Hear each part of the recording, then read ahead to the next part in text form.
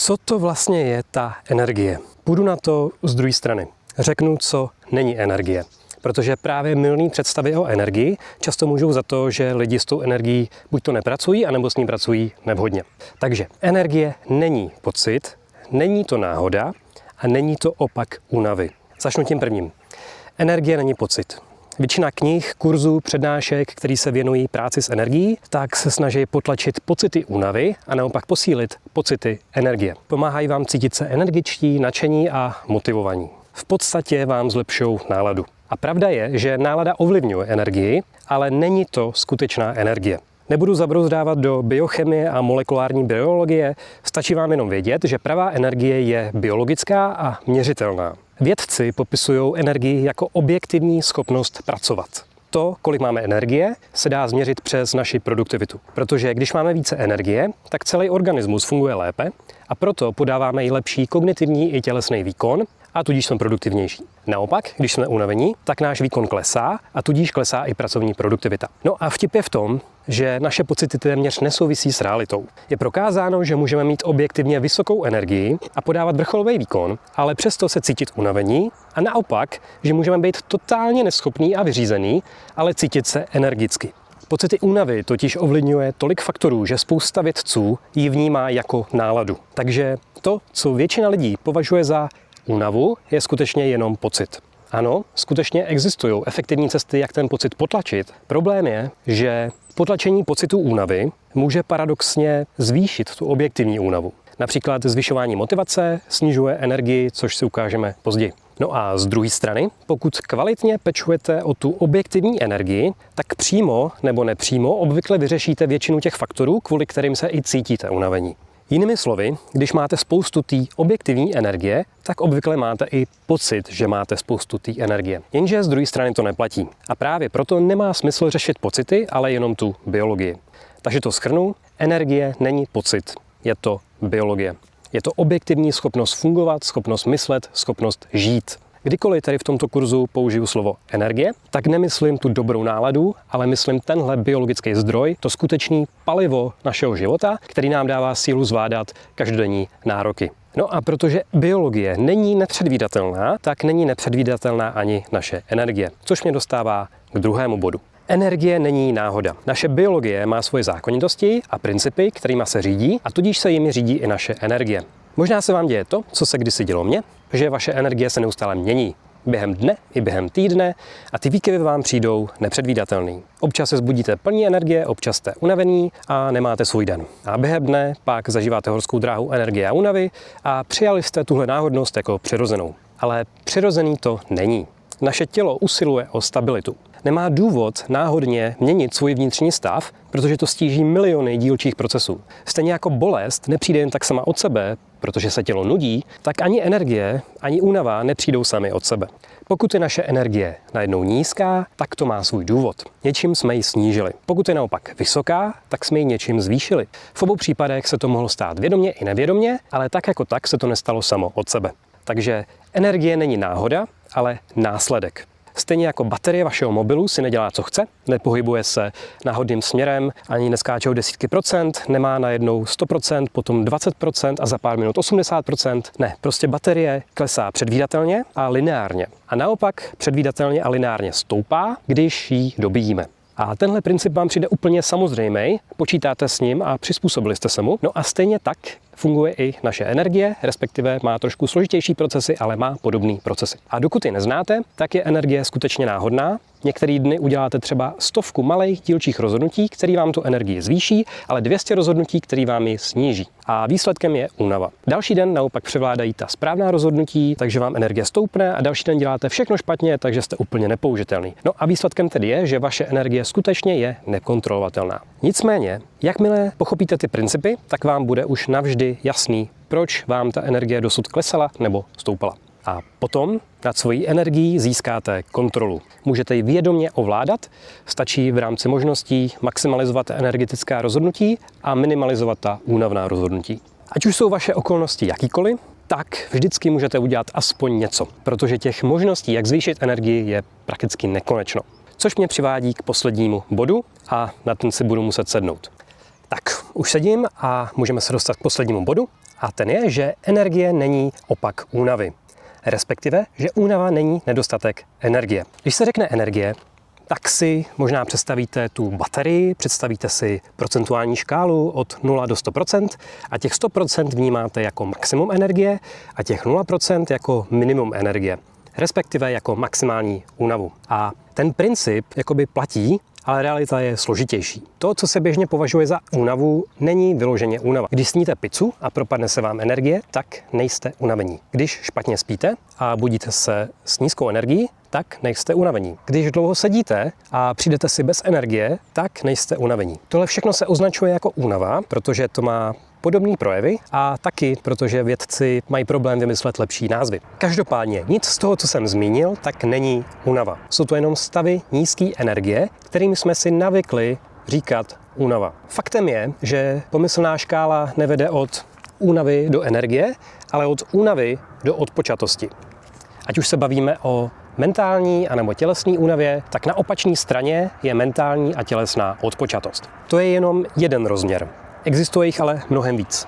Já jich vám ukážu 8, které jsou dobře prozkoumaný a které by měly mít největší dopad na vaši energii. Jsou jimi únava a odpočatost, to už jsme prošli, odtrávení a nadšení, ospalost a bdělost, stres a vnitřní klid, negativita a pozitivita, deficity a vyživení, slabost a síla, jetlag a synchronie. Tyhle pojmy vlevo jsou tedy přesnější označení pro nízkou energii a pojmy vpravo jsou přesnější označení pro vysokou energii. Některé ty pojmy nejsou oficiální, jak jsem říkal, tak vědci ani pro některé věci nemají název, takže jsem si prostě některé věci vymyslel, ale ty principy, na kterých stavím, tak jsou opravdu vědecky podložený. Každopádně tohle je teda 8 hlavních rozměrů, 8 dimenzí energie, jak tomu budu říkat.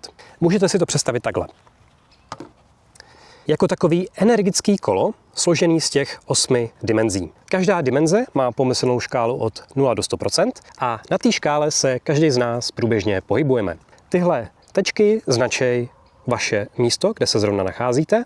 No a vaše celková energie jednoduše je tady ten prostor uprostřed.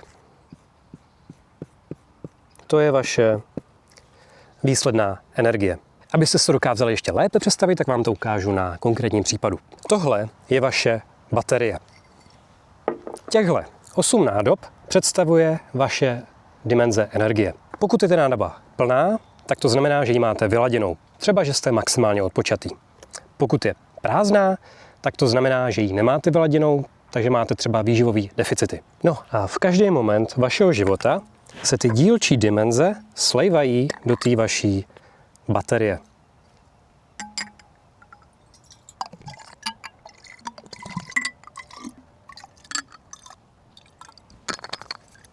No a tohle, to je ta vaše výsledná energie. Není jí moc, ale troufám si říct, že většina lidí se pohybuje, no možná i pod touhle hladinou. A pokud se vás to týká, pokud taky máte málo energie, tak to je dobře, protože čím hůř na tom jste, tak tím úžasnější proměnu můžete zažít. Já sám jsem si prošel několika změnami energie, kdy mi narostla o desítky procent, a to nejen pocitově, ale i na produktivitě, mám to naměřený. Každopádně jsem zažil více výrazných změn a pokaždý to byl úžasný pocit. I když jsem před tou změnou se cítil dobře nebo v pohodě, tak po té změně jsem měl pocit, že jsem se dostal z nějaký dlouhodobý nemoci nebo z kocoviny. A najednou jsem se cítil plnej života. A o tom to je. Čím plnější máte tu svoji baterii, tak tím plnější máte život. Takže celý tenhle kurz bude o tom, že vám pomůžu doplnit tu vaši baterii na maximum. Nejprve ale zakončím tuhle část. Teď už víte, že energie není opak únavy, ale že má spoustu dimenzí. A když vidíte všechny ty dimenze, tak si nejspíš uvědomíte 4 věci. Za prvý, nejde nemít více energie. Není možný, abyste se nemohli posunout aspoň na jedné té dimenzi. Třeba spousta rodičů má problém se spaním a tudíž mají pocit, že je všechno ztracený. Tak především i spánek má minimálně 7 parametrů, který můžete vylaďovat. Takže i když spíte krátce a přerušovaně, tak stejně můžete zajistit, abyste se vyspali lépe. A i kdyby opravdu nešlo vůbec nic vyladit na spánku, tak máte právě těch 7 dalších dimenzí, kterým můžete kompenzovat. A i kdybyste nemohli ovlivnit svoje chování, tak můžete ovlivnit svoje myšlení. a jak si ukážeme, tak i to, jak se díváte na věci, na svůj odpočinek, tak ovlivní, jestli máte energie spíše více nebo méně. Takže tímto vám chci dodat naději, že vždycky se dá něco zlepšit. Já s energií pracuji už 8 let, ladím všechny ty dimenze a pořád jsem nedosáhnul dokonalosti a myslím si, že to ani není možný, že tam je prostě tolik parametrů, který nejde ovlivnit. Takže když budu říkat, že vám pomůžu dosáhnout maximální energie, tak vám pomůžu dosáhnout maximální energie ve vašich okolnostech a vašich možnostech. Prostě dostanu vás tak vysoko, jak to jde, ale podle mě nikdo na světě nedosáhne 100% energie. Za druhý, nejde být objektivní. Není možný vyhodnotit svoji energii pomocí pocitů. I mně se líbí ta romantická představa, že stačí poslouchat svoje tělo a dát mu, co potřebuje a kdy to potřebuje, ale to tělo nám dává tolik signálů a jsou tak zkreslený, že prostě nemáme šanci je vyhodnotit. Nikdo to nedokáže. Spousta lidí, včetně mě, mívají problém rozlišit žízeň a hlad, což jsou dvě biologické potřeby, dvě nejzákladnější potřeby, které bychom měli dokázat rozlišit, ale prostě nerozlišíme. Tuplem, abychom rozlišili deficit vitamínu D od toho, kdy máme nedostatek pohybu nebo kdy máme posunutý cirkadiální rytmy. Takže pokud jste se cítili nemožně, že se vám nedaří poslouchat svoje tělo, tak nejste nemožní. Jste prostě člověk a člověk nedokáže vyhodnocovat svoji energii. Naopak by bylo divný, kdyby se vám opravdu podařilo tady to všechno vyhodnotit. A třetí zjištění, nefunkčnost není neschopnost. Mělo by vám být jasnější, proč vám možná nefungovaly některé rady na zvýšení energie. Protože nejspíš adresovali jinou dimenzi, než tu, kterou potřebujete vyřešit. Když pominu autory, kteří se zaměřují na zlepšování nálady, tak velká část autorů se zaměřuje na spánek, takže řeší ospalost. Znám lidi, kteří mají spánek vyladěný k dokonalosti, spí 9 nebo více hodin a mají pocit, že jsou unavenější než předtím, když spali 7 hodin. Později vám řeknu, proč to tak je. Každopádně tyhle lidi hltají každou knihu o spánku, aby našli další tip, další hack, jak vyladit těch 100% svojí bdělosti. Jenže nic nepomáhá a vyčítají si, že je to nějaký jejich problém. Není. Spánek mají dokonalej, mají maximální bdělost, akorát nevidějí, že možná mají deficit nějaký živiny, nebo obvykle, že jim chybí pravej, bdělej odpočinek. No, ale vy už víte, že těch zdrojů energie je více, takže když se zaseknete, tak se nebudete cítit neschopně, ale řeknete si, tak tuhle dimenzi, tu ospalost, bdělost, už mám asi vyladěnou a tak prostě budu řešit nějakou jinou dimenzi. A na to navazuje čtvrtý bod. Čtvrtý bod je, že neexistuje jedno řešení únavy. Jakmile víte, že má energie více rozměrů, tak přestanete poslouchat ty, kteří vám tvrdí, že skutečným důvodem únavy je dosaďte si, co chcete. A že když uděláte něco, tak se té únavy zbavíte. Taková videa vídám snad každý den. V jednom řeknou, že se málo otužujete, v dalším, že špatně dýcháte, v dalším, že máte přetížený nervový systém a že potřebujete stimulovat bloudivý nerv. A nic z toho neschazuju. To všechno ovlivňuje energii a pokud některou z těch věcí děláte opravdu špatně a vyřešíte to, tak vám opravdu stoupne energie. Ale rozhodně nic z toho není skutečný zdroj únavy. Skutečným zdrojem únavy je úsilí. A vše ostatní není únava, ale něco jiného, co má svůj vlastní zdroj. Když budete dehydratovaní, tak vám nepomůže lépe dýchat. Když budete nevyspalí, tak vám nepomůže terapie červeným světlem a tak dále. Proto neberte vážně nikoho, kdo vám bude tvrdit, že zná ten pravý důvod únavy. Pokud něco, tak hlavním zdrojem únavy je nepochopení únavy. Tak, to byly 4 uvědomění, které změní váš přístup k energii. Aniž bych vám ty dimenze přibližoval, tak už možná z těch názvů tušíte, s čím asi budete mít problém a možná, že i bez toho, abych vám dával konkrétní rady, tak vás samo napadne, jak ty dimenze vylepšit. Pokud ano, tak jsem splnil svůj cíl. Cílem téhle úvodní části bylo změnit vám pohled na energii, protože tím všechno začíná. Když změníte pohled, tak změníte přístup, takže i chování a ve výsledku změníte celý svůj život. I když vám věřím, že byste dokázali už pomalu kráčet k té maximální energii, tak vám stejně chci pomoct trošku lépe. Protože na té pomyslné cestě se ukrývají překážky a výzvy, ke kterým je potřeba přistoupit chytře, jinak vás mohou stát spoustu úsilí, anebo vás ani nepustí dál a zaseknete se na nějakým mrtvým bodě. Takže tyhle překážky vám pomůžu překonat a kromě toho vám dám spoustu praktických tipů, který vám usnadnějí a urychlejí cestu k maximální energii. Kurs rozdělím na 3 části: objevení, obnovu a optimalizaci. Objevení už máte za sebou. Ukázal jsem vám, co je to energie a pomohl jsem vám pochopit tu vaši baterii. No a teď už vás čeká pouze obnova a optimalizace, ve kterých projdeme postupně těch 8 dimenzí. V obnově se naučíte minimalizovat zbytečný úsilí a efektivně doplňovat svou energii. Naučíte se udržet vaši baterii dlouhodobě plnou. V optimalizaci se pro změnu naučíte maximalizovat svou sílu a navýšit hladinu své energie. Naučíte se zvětšit kapacitu své baterie a směřovat ke svému maximálnímu potenciálu. A potom všem přijde ještě bonusová část, která se jmenuje Energie navždy a v ní vás naučím, jak o svou energii pečovat dlouhý roky a samozřejmě s minimálním úsilím. Tak pojďme na to.